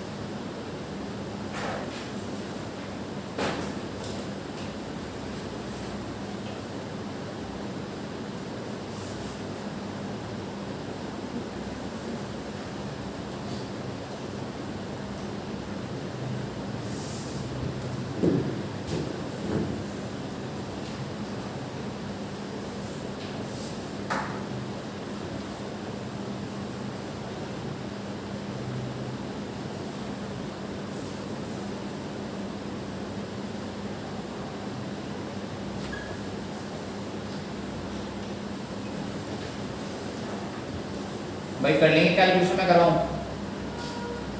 अभी चाहे फिलहाल पाई के टर्म में आंसर निकाल लो, अभी फिलहाल के लिए पाई के हिसाब से निकाल लो आंसर।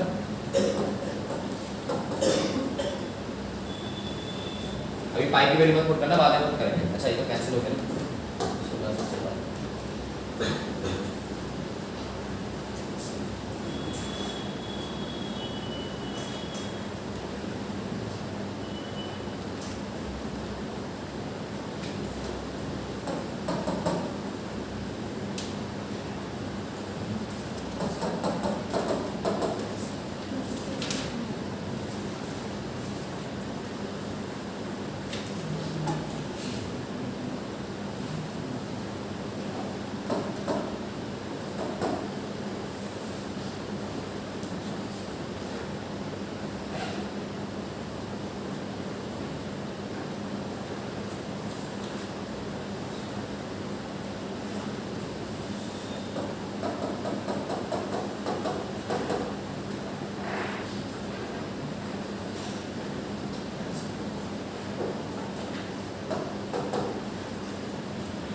एक बार अपने आंसर चेक कर लेना कि तुम्हारा आंसर ये आ रहा है कि नहीं आ रहा है ना। पाई की टर्म में लिखा है मैंने अभी, तो मैंने पाई की वैल्यूज पुट नहीं करी है। अब आप क्या करेंगे, ये दोनों जो मैग्नेटिक फील्ड है उसको सिंपली माइनस करेंगे। क्यों माइनस क्यों करना है? क्योंकि जब दोनों के करंट अपोजिट डायरेक्शन में है तो दोनों की मैग्नेटिक फील्ड भी अपोजिट होगी। देखिए ए करंट क्लॉकवाइज है, उसकी मैग्नेटिक फील्ड बाहर होगी। ए करंट एंटी क्लॉकवाइज है, उसकी मैग्नेटिक फील्ड अंदर होगी। तो दोनों मैग्नेटिक फील्ड एक दूसरे के अपोजिट है। तो आप सिंपली बस इन्हें माइनस कीजिए, बस सिंपली इनको माइनस कीजिए और मुझे बताइए क्या आंसर आएगा। आंसर आना चाहिए आपका 5 पाई × 10 की पावर -3 प्लस पाई की वैल्यू पुट कर लो आगे।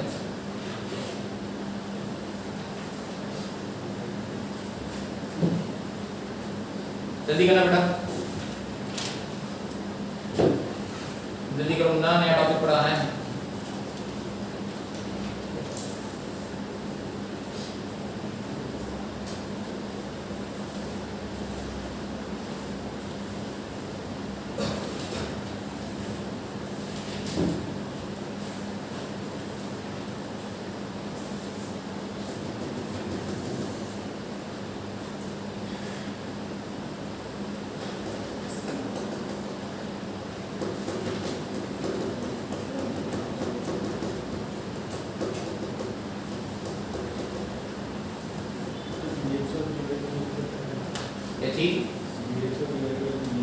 निकल गई ना, तो माइनस करना बेटा इनको। मैंने बोला तो नहीं, मैग्नेटिक फील्ड दोनों माइनस करनी है, मैग्नेटिक फील्ड दोनों माइनस करनी है।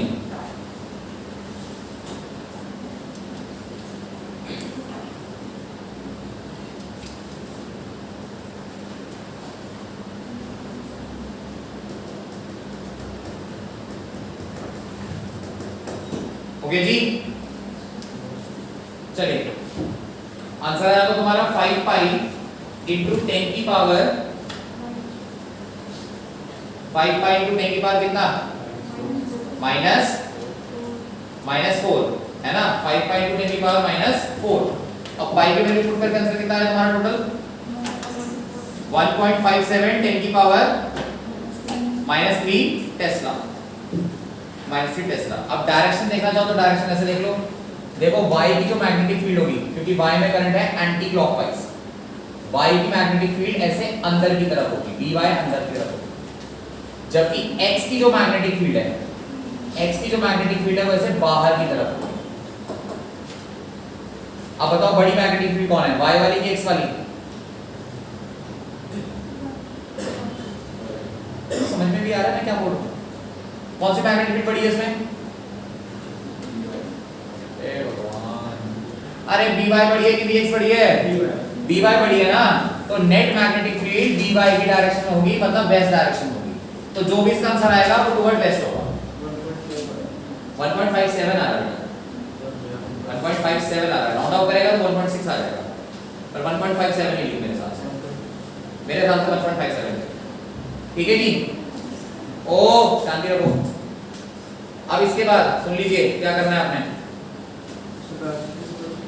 हाँ डायरेक्शन वेस्ट, डायरेक्शन ऐसे निकालेंगे ना, दोबारा देख, राइट हैंड थंब से निकालेगा बेटा। इसमें करंट कैसा है, x वाले में एंटी क्लॉकवाइज, एंटी क्लॉकवाइज जब होगा तो मैग्नेटिक फील्ड कहाँ होगी? अगर उंगलियां एंटी क्लॉकवाइज हैं, मैग्नेटिक फील्ड होगी बाहर, तो देख x की मैग्नेटिक फील्ड बंदे की तरफ आ रही है, y में जो करंट है वो है क्लॉकवाइज। क्लॉकवाइज अगर करंट होगा तो अंगूठा अंदर होगा, अंदर होगा मतलब मैग्नेटिक फील्ड उस ऑब्जर्वर से अवे जा रही है। तो एक मैग्नेटिक फील्ड जो है x की तरफ जो है ऑब्जर्वर की तरफ है, by वाली मैग्नेटिक फील्ड ऑब्जर्वर से अवे है। नेट मैग्नेटिक फील्ड किस डायरेक्शन होगी? जो बड़ी होगी। कौन बड़ा है? by। तो नेट मैग्नेटिक फील्ड by की डायरेक्शन मतलब किधर? Toward west. समझ गए? आया ना? अब इसके बाद सुनो, क्वेश्चन नंबर जो 3 है, क्वेश्चन नंबर जो 3 है आपका एडवांस लेवल का, ये तो आपके लिए कंपलसरी है कि करेंगे ही करेंगे। और जो 4th वाला क्वेश्चन है वो ऑप्शनल है, मतलब कर लेंगे तो अच्छी बात है, नहीं करेंगे तो कोई दिक्कत नहीं। 3 और 4 ये दो ऑप्शन होंगे बस, कर लेंगे। चलो हेडिंग डालिए नेक्स्ट। देखिए एम्पियर सर्किटल लॉ, न्यूमेरिकल खत्म, टॉपिक हेडिंग डालिए ampere circuital law. Ampere circuital law, तो पहले 2 लाइन की स्टेटमेंट लिख लीजिए इसमें। एम्पियर सर्किटल लॉ कहता क्या है, लिखो according to this law, according to this law the line integral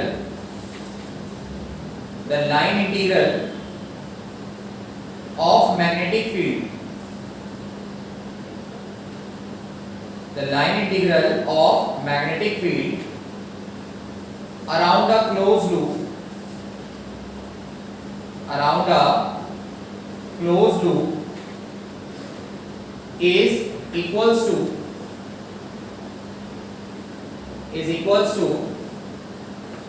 mu naught times,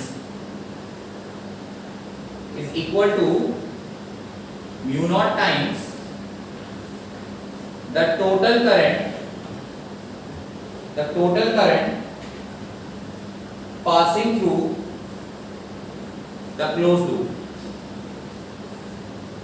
the total current passing through the closed loop।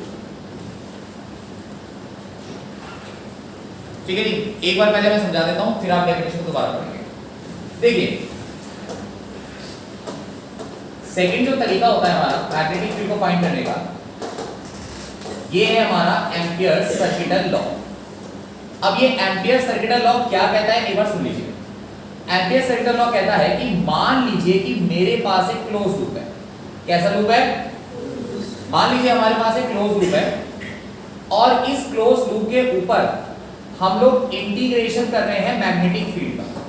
किसका इंटीग्रेशन कर रहे हैं? मैग्नेटिक फील्ड का। मान लीजिए किसी भी शेप का क्लोज लूप हो सकता है, ऐसा कोई जरूरी नहीं है कि सर्कुलर ही होना चाहिए।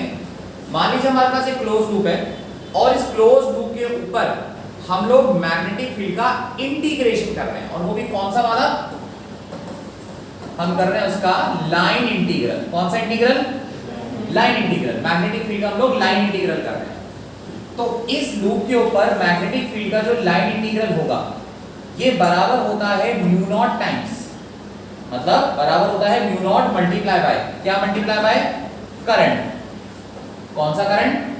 वो करंट जो इस लूप के अंदर से पास करेगा। समझ पाए मेरी बात?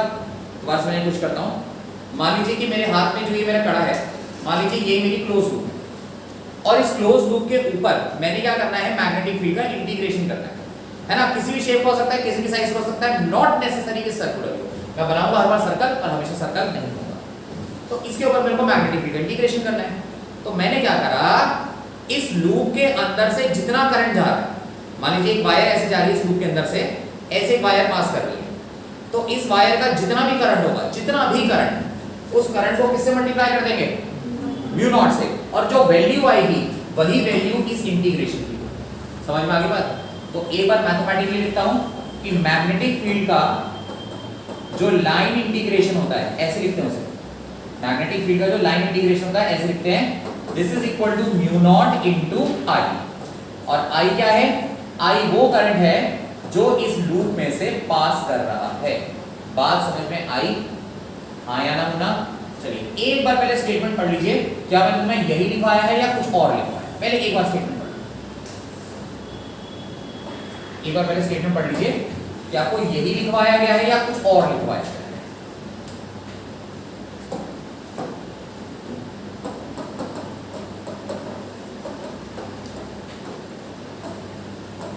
हाँ जी, सेम चीज लिखा है। तो डायग्राम बना लो और ये कहानी लिखो।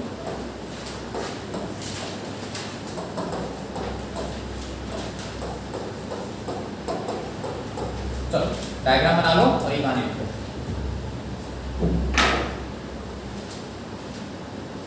इसमें पहले हम कुछ छोटे छोटे क्वेश्चंस करेंगे, सिंपल सिंपल क्वेश्चन करेंगे बिफोर कमिंग टू एप्लीकेशन। क्या एप्लीकेशन में लगेगा सीखना है। और कल क्या है बेटा? हाँ जी, टेस्ट है। कौन से चैप्टर का? चैप्टर का नाम तो बता दो। अरे मुझे भी आसानी हुई है पेपर बनाने में। टेस्ट का चैप्टर का नाम तो बताओ। सेल चैप्टर का।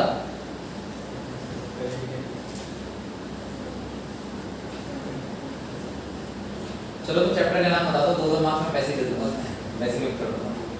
चैप्टर का नाम तो बता दो पूरा। हाँ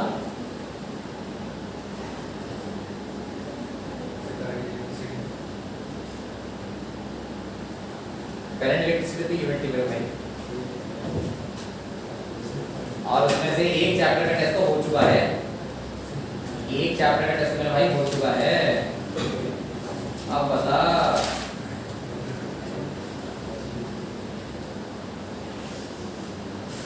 चलिए खैर मैं क्या समझूंगा,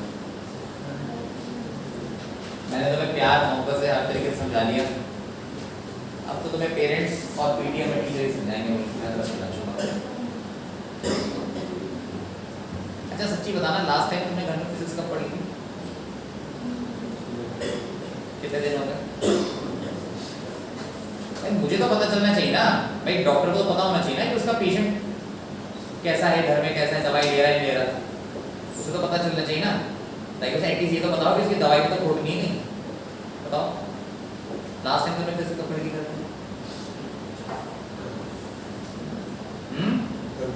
कल पढ़ी थी, क्या पढ़ा था? ठीक है, और किसी ने? चलो भाई तो पढ़ रहा है। और सुबह, आज सुबह क्या पढ़ा था? किरचॉफ का। और कोई? अच्छा चलो ये बता दो कि ये गैप 3 दिन का है या 3 दिन से ज्यादा है? 3 दिन से ज्यादा है, 1 हफ्ते से ज्यादा है। अप्रैल से तक उठा के देखी पाओगे तुमने? कितनी बार? कितनी बार?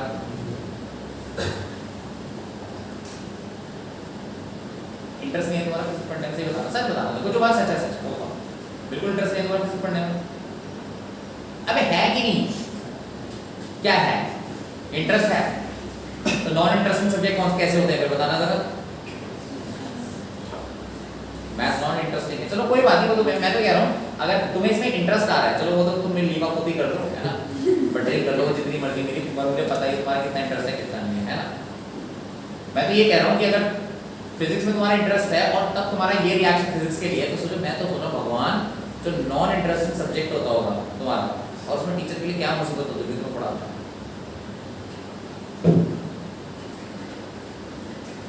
चलो खैर दो ही तरीके होते हैं हिस्ट्री को समझने के लिए, प्यार से समझ जाओ या लाठी के दम से समझ जाओ। तो भाई प्यार से समझा लिया, अब घर वाले डंडा लेके जो तुम्हारे पीछे पड़ेंगे शायद तभी तुम समझोगे। खैर हाँ जी, लिखिए आपने सारी कहानी, क्वेश्चन लिखे था। Distinguish between Bayes-Savitz law, distinguish between Bayes-Savitz law and Ampere-Circuital law. Distinguish between Bayes-Savitz law and Ampere-Circuital law.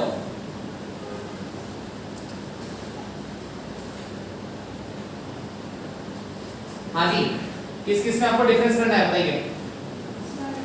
एक तो बाय-सेवर्ट्स लॉ में और एम्पियर सर्किटल लॉ में। तो चलो ठीक है, बीच में लाइन खींचो। एक साइड पे लिखो बाय-सेवर्ट्स लॉ और दूसरी साइड पे लिखो एम्पियर सर्किटल लॉ। देखिए दोनों ही लॉ, ये बात सच है कि दोनों ही लॉ बेसिकली मैग्नेटिक फील्ड निकालने के लिए ही बने हैं, लेकिन दोनों की जो अप्रोच है उसमें बहुत डिफरेंस है, बहुत ज्यादा डिफरेंस है।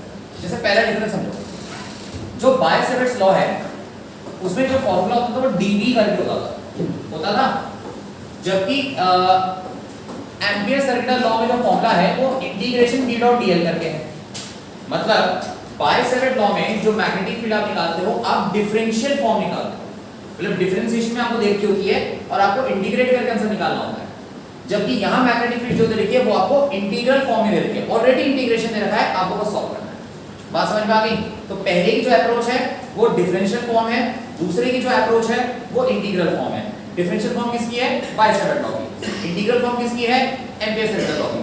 तो पहला डिफरेंस तो ये लिख लीजिए, लिखो बाय-सेवर्ट में लिखो it is differential form of magnetic field. It is differential form of magnetic field. Ampere circuital law में लिखिए it is integral form.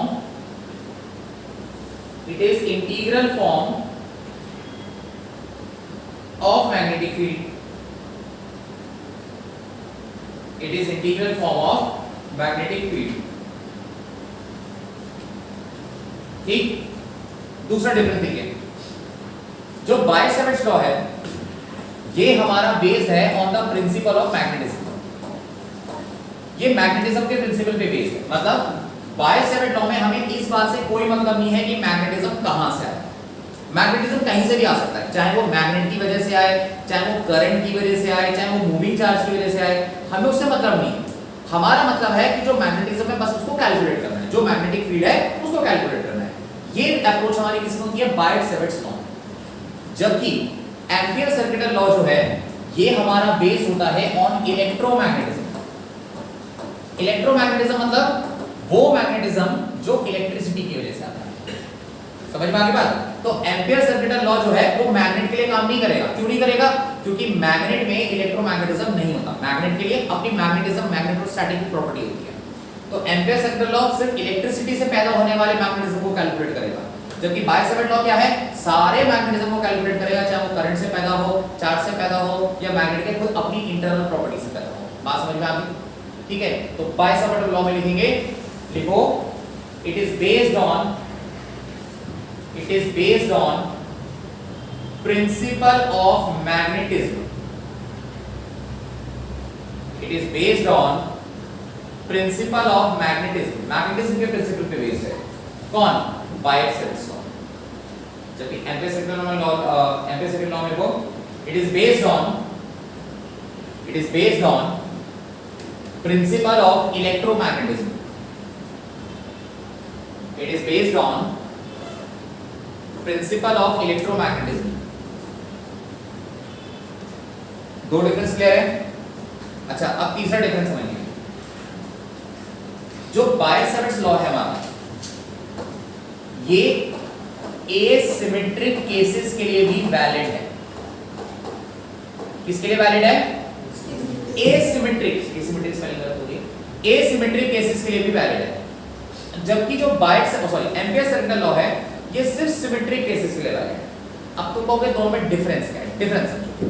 Symmetric cases वो होते हैं जिसमें एक तरह की सिमेट्री होती है करंट की।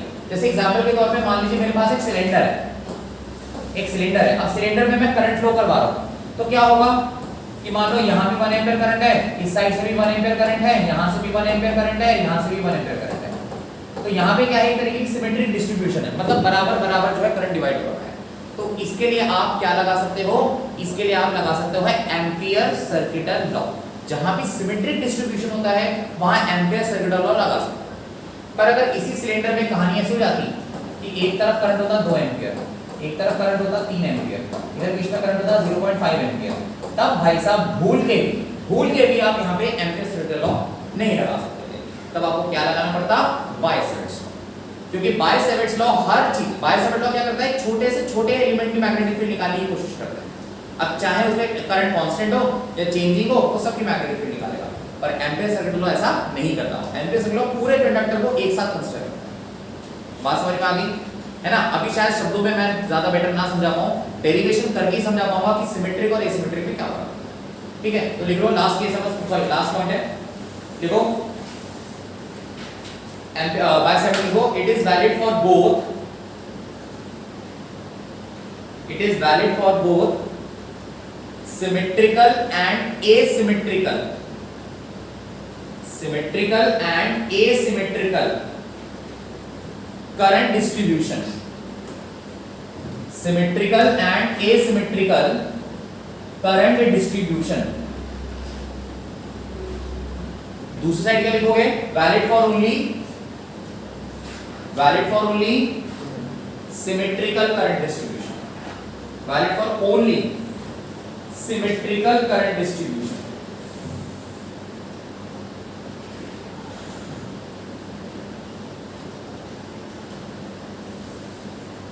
चलो जी, अब शुरू करते हैं इसकी एप्लीकेशन। जितना काम हो सकता है आज करते हैं, बाकी काम करेंगे नेक्स्ट क्लास। और कल है टेस्ट, चैप्टर नाम तो बताओ। अच्छा टॉपिक भी बता दो, कौन सा टॉपिक है? मीटर्स ब्रिज, किरचॉफ लॉ और इलेक्ट्रिक सेल। चलो पढ़ के आ जाना भाई। जब मैं सोचता हूँ ना कि लोगों से बात करूंगा कि मेरी सैलरी बढ़ा दो, इंक्रीमेंट कर दो, उसी समय तुम्हारा टेस्ट आता है, टेस्ट के दिमाग से बेचारा मेरा मुंह नहीं होता, बोल जाता बोलने जाता हूँ, कहते हैं कि सर दिमाग बढ़ावा दो। कभी कभी लगता है कि तुम्हारा टेस्ट मैं खुद ही दे दूँ, इस बहाने से मेरी सैलरी तो बढ़ी। चलो हेडिंग डालो, applications of Ampere circuital law. डालो applications of Ampere circuital law.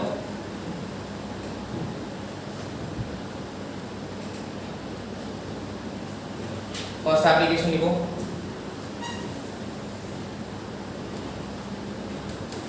First application लिखिए, magnetic field due to a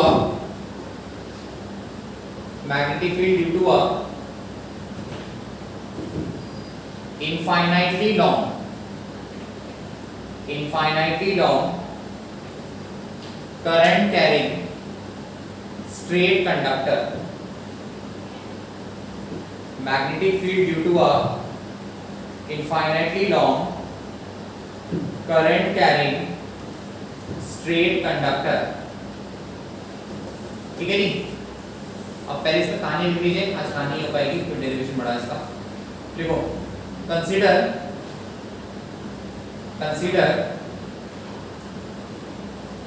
an infinitely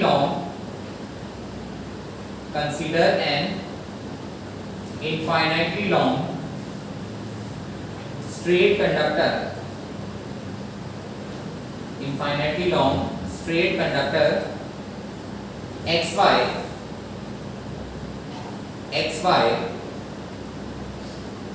through which current capital I is flowing, through which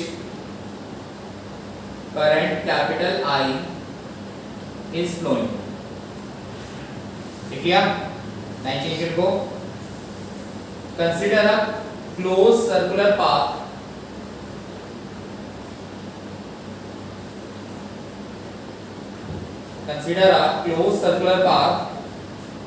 of radius small r, consider a closed circular path of radius small r around the conductor,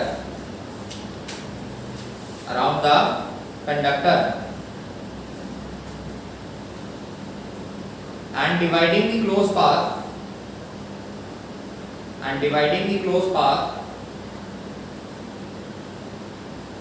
into a number of small elements,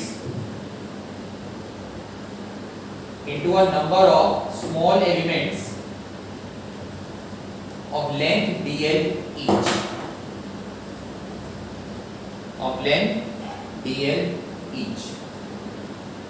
ठीक है जी। अभी मैं फिलहाल इसको यहीं छोड़ूंगा क्योंकि इसके बाद डेरिवेशन में लगेगा टाइम, तो समझाना पड़ेगा, डेरिवेशन लगेगा टाइम। ये मेन कहानी में तो लिखवा दी सारी, आज का स्टेप्स है। तो कल है आपका टेस्ट, और बाकी बातें हम करेंगे नेक्स्ट क्लास में। हाँ बेटा नंबर हाँ ले बेटा 8855 608 कॉल व्हाट्सएप टेलीग्राम इंस्टाग्राम कुछ भी कर सकता है।